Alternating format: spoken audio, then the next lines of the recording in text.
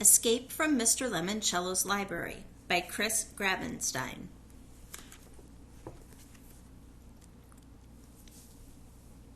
When Kyle learns that the world's most famous game maker has designed the town's new library and is having an invitation-only lock-in on the first night, he is determined to be there. But the tricky part isn't getting into the library, it's getting out. Kyle's going to need all his smarts because a good roll of the dice or lucky draw of the cards is not enough to win in Mr. Lemoncello's library. So you know there are other books in this series as well. Mr. Lemoncello's Library Olympics, Mr. Lemoncello's Great Library Race, and then The Island of Dr. Libris is not part of this exact series, but is another really cool thinking book.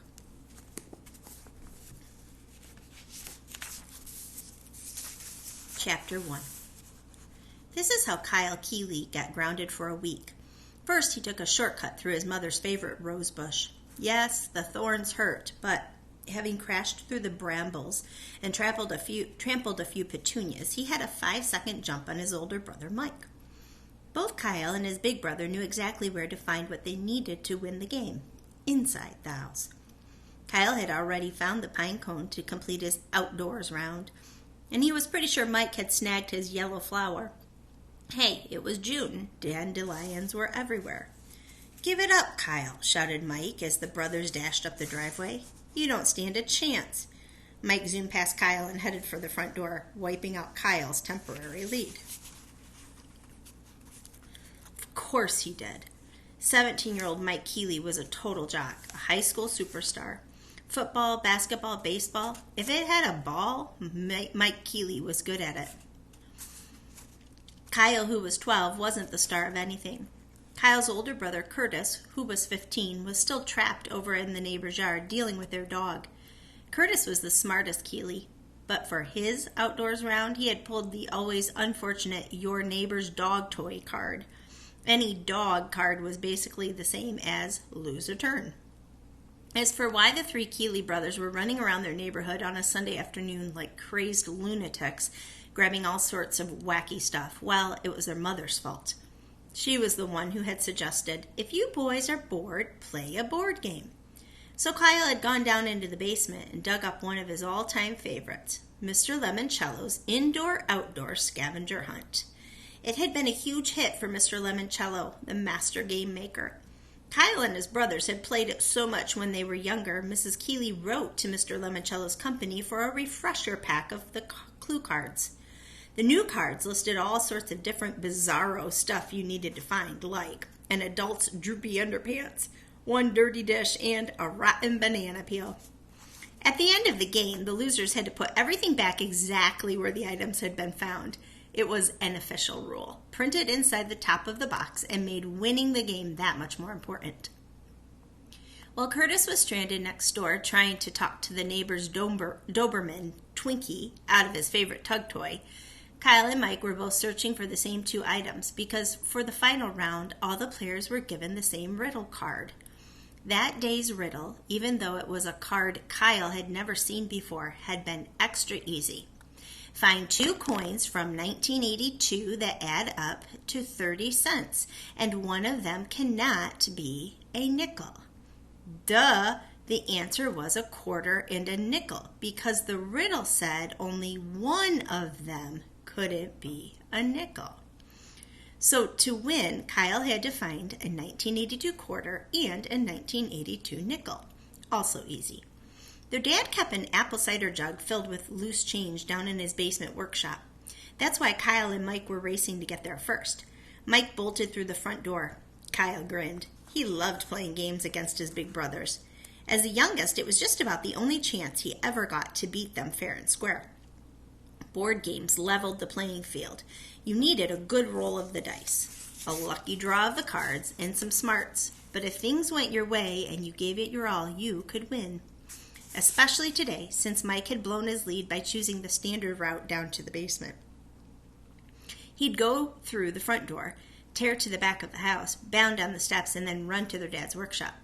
Kyle, on the other hand, would take a shortcut. He hopped over a couple of boxy shrubs and kicked open the low-to-the-ground casement window. He heard something crackle when his tennis shoe hit the window pane, but he couldn't worry about it. He had to beat his big brother. He crawled through the narrow opening, dropped to the floor, and scrabbled over to the workbench, where he found the jug, dumped out the coins, and started sifting through the sea of pennies, nickels, dimes, and quarters. Score! Kyle quickly uncovered a 1982 nickel. He tucked it into his shirt pocket and sent pennies, nickels, and dimes skidding across the floor as he concentrated on quarters. 2010, 2003, 1986. Come on, he muttered. The workshop door swung open. What the? Mike was surprised to see that Kyle had beaten him to the coin jar. Mike fell to his knees and started searching for his own coins, just as Kyle shouted, "Got it!" and plucked a 1982 quarter out of the pile. "What about the nickel?" demanded Mike. Kyle pulled it out of his shirt pocket. "You went through the window?" said a voice from outside. It was Curtis, kneeling in the flower beds. "Yeah," said Kyle. "I was going to do that. The shortest distance between 2 points is a straight line." "I can't believe you won," moaned Mike, who wasn't used to losing anything. "Well," said Kyle, standing up and strutting a little, "believe it, brother, because now you two losers have to put all that junk back." "I am not taking this back to Twinkie," said Curtis. He held up a very slimy, knotted rope. "Oh, yes, you are," said Kyle, "because you lost. Oh, sure, you thought about using the window." Kyle," mumbled Curtis, "you might want to shut up." "What? Come on, Curtis, don't be such a sore loser, just because I was the one who took the shortcut and kicked open the window and—" "You did this, Kyle?" A new face appeared in the window. It was their dad's. Chuckled Mike behind Kyle. "You broke the glass?" Their father sounded ticked off. "Well, guess who's going to pay to have this window replaced?" That's why Kyle Keeley had 50 cents deducted from his allowance for the rest of the year and got grounded for a week. Chapter 2. Halfway across town, Dr. Yanina Zinchenko, the world-famous librarian, was walking briskly through the cavernous building that was only days away from its gala grand opening. Alexandriaville's new public library had been under construction for 5 years. All work had been done with the utmost secrecy under the tightest possible security. One crew did the exterior renovations on what had once been the small Ohio city's most magnificent building, the Gold Leaf Bank. Other crews, carpenters, masons, electricians, and plumbers, worked on the interior. No single construction crew stayed on the job longer than 6 weeks. No crew knew what any of the other crews had done or would be doing. And when all of those crews were finished, several super-secret covert crews, highly paid workers who would deny ever having been near the library, Alexandriaville, or the state of Ohio, stealthily applied the final touches. Dr. Zinchenko had supervised the construction project for her employer, a very eccentric, some would say loony, billionaire. Only she knew all the marvels and wonders the incredible new library would hold and hide within its walls. Dr. Zinchenko was a tall woman with blazing red hair. She wore an expensive, custom-tailored business suit, jazzy, high-heeled shoes, a Bluetooth earpiece, and glasses with thick red frames.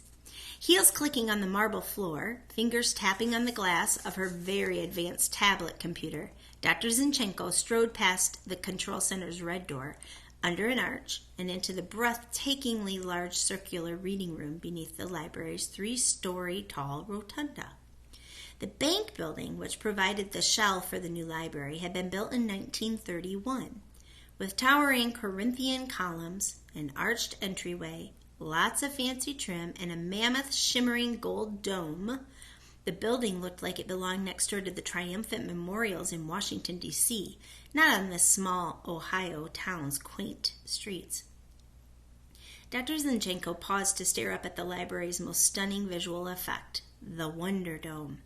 10 wedge-shaped, high-definition video screens, as brilliant as those in Times Square, lined the underbelly of the dome like so many orange slices.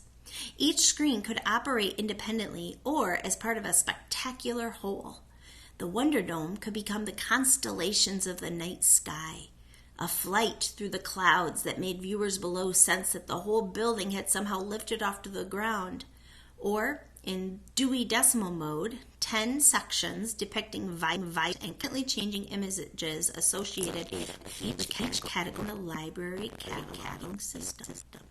I have the final numbers for the fourth of the Wonder Dome in Dewey mode, Dr. Zico said to her Bluetooth earpiece. 364.1002. Carefully over-enunciated word to make the artist knew what specific number occasionally across the fourth one. A swirling social sciences montage featuring a floating judge's gavel, a tumbling tears out, and a gentle snowfall of holiday icons. Numbers, however, not appear at 11 a.m. Sunday. Is that clear? Yes, Dr. replied Benny in ear. Next, the whole statues produce crepe recesses cut to the massive tiers that side the arched windows from which the wonder knows. Why are Shakespeare Dickens? They're not opening night. Sorry, replied the library director of imagery, who was on the conference call. They exited Rota, the library of children. Dim, with only its glowing, but Dr. Zinchenko had memorized the lay of the miniature tables and was able, without bumping her shin, story corner, final gently and geese. The flock of animatronic goslets, fluffy robots, ping-pongish eyeballs, created by Imagineers who used to work at Disney World, stood atop an old bookcase in the corner.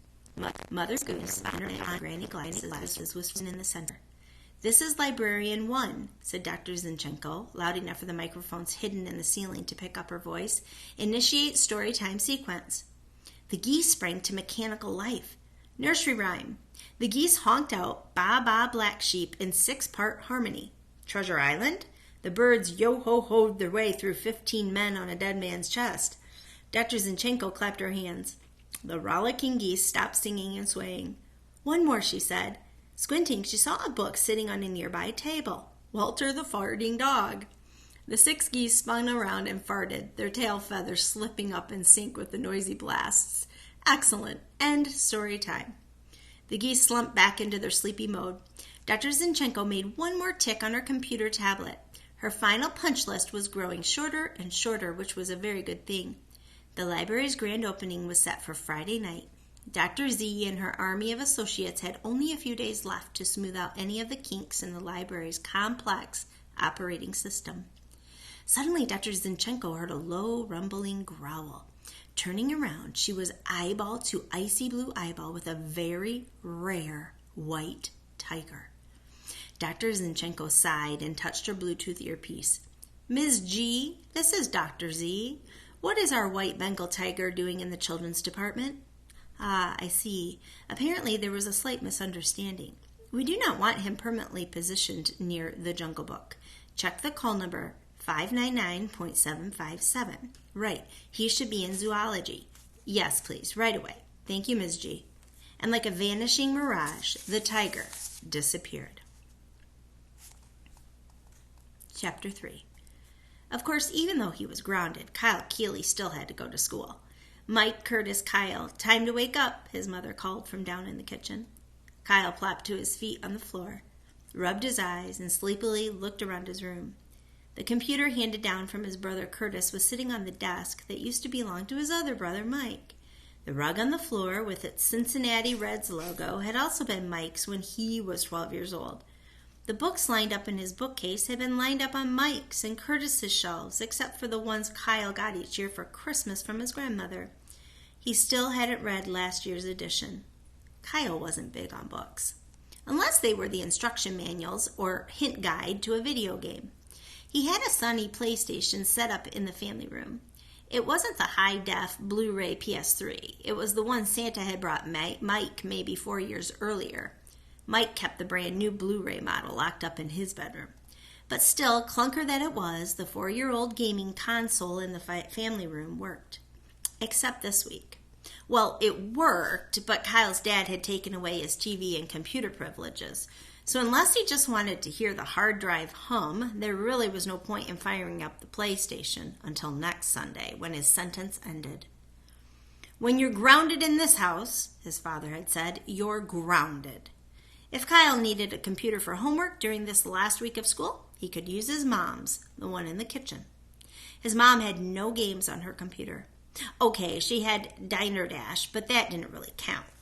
Being grounded in the Keeley household meant you couldn't do anything except, as his dad put it, think about what you did that caused you to be grounded.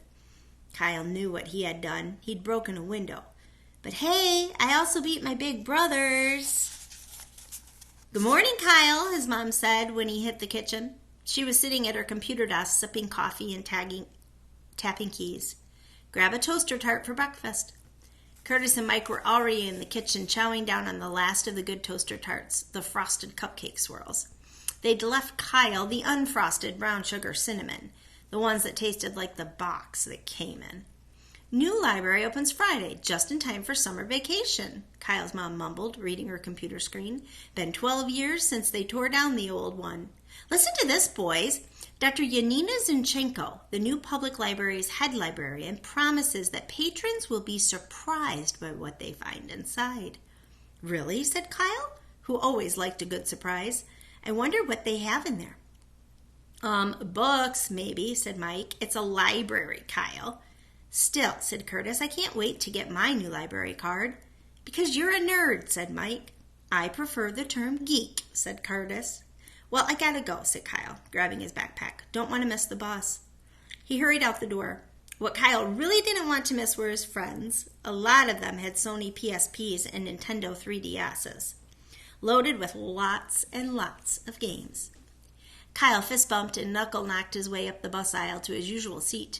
Almost everybody wanted to say hey to him, except, of course, Sierra Russell.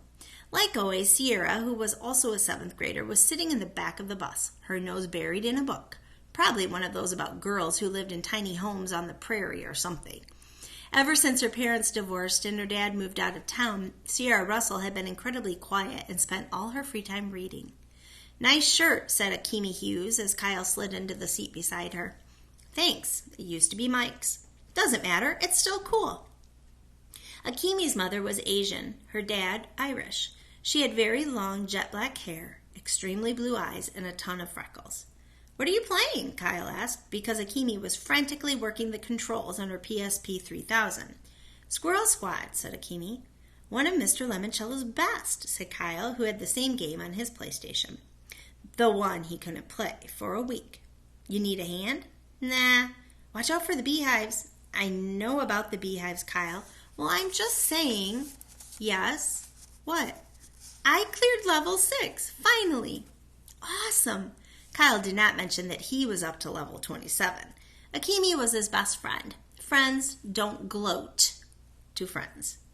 "When I shot the squirrels at the falcons," said Akimi, "the pilots parachuted. If a squirrel bit the pilot in the butt, I got 50-point bonus." Yes, in Mr. Lemoncello's catapulting critters game, there were all sorts of wacky jokes. The falcons weren't birds, they were F-16 Falcon fighter jets. And the squirrels? They were nuts. Totally bonkers, with swirly, whirly-pool eyes. They flew through the air, jabbering gibberish. They bit butts. This was one of the main reasons why Kyle thought everything that came out of Mr. Lemoncello's imagination factory, board games, puzzles, video games, was amazingly awesome. For Mr. Lemoncello, a game just wasn't a game if it wasn't a little goofy around the edges. "So, did you pick up the bonus code?" asked Kyle. "Huh?" "In the freeze frame there." Akimi studied the screen. "Turn it over." Akimi did. "See that number tucked into the corner? Type that in the next time the home screen asks you for your password." "Why? What happens?" "You'll see." Akimi slugged him in the arm. "What?" "Well, don't be surprised if you start flinging flaming squirrels on level 7. Get out. Try it, you'll see." "I will, this afternoon. So did you write your extra credit essay?" "Huh? What essay?" The one that's due today, about the new public library." "Refresh my memory." Akimi sighed. "Because the old library was torn down 12 years ago, the 12-year-olds who write the best essays on why I'm excited about the new public library will get to go to the library lock-in this Friday night." "Huh?" "The winners will spend the night in the new library before anyone else even gets to see the place." Is this like that movie Night at the Museum? Will the books come alive and chase people around in junk? No, but there probably will be free movies and food and prizes and games. All of a sudden, Kyle was very interested.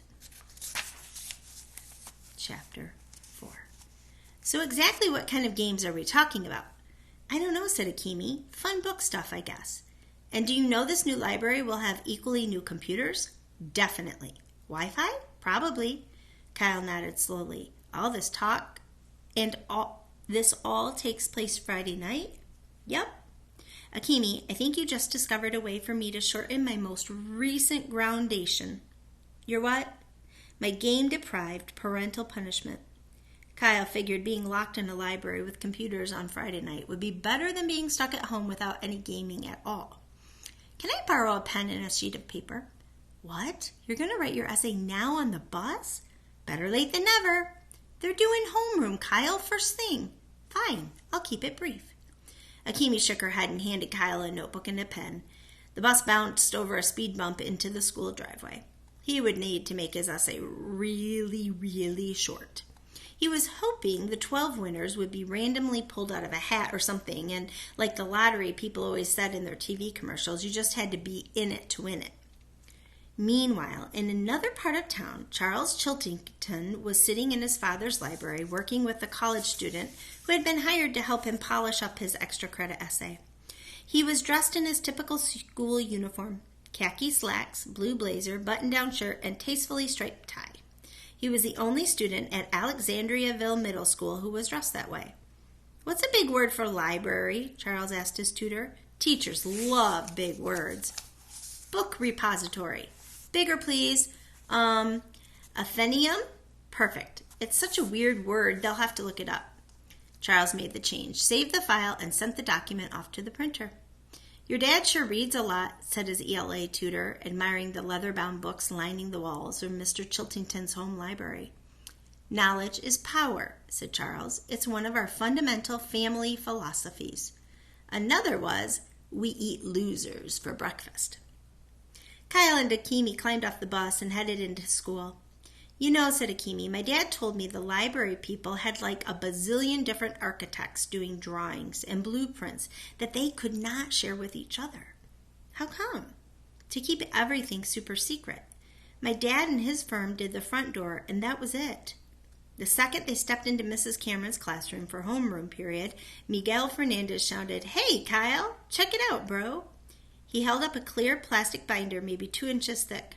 I totally aced my essay, man. The library dealio? Yeah, I put it in pictures and charts plus a whole section about the ancient library of Alexandria, Egypt, since this is called Alexandriaville, Ohio. Cool, said Kyle. Miguel Fernandez was super enthusiastic about everything. He was also president of the school's Library Aid Society. Hey, Kyle, you know what they say about libraries? Not really. They have something for every chapter of your life. While Kyle groaned, the second bell rang.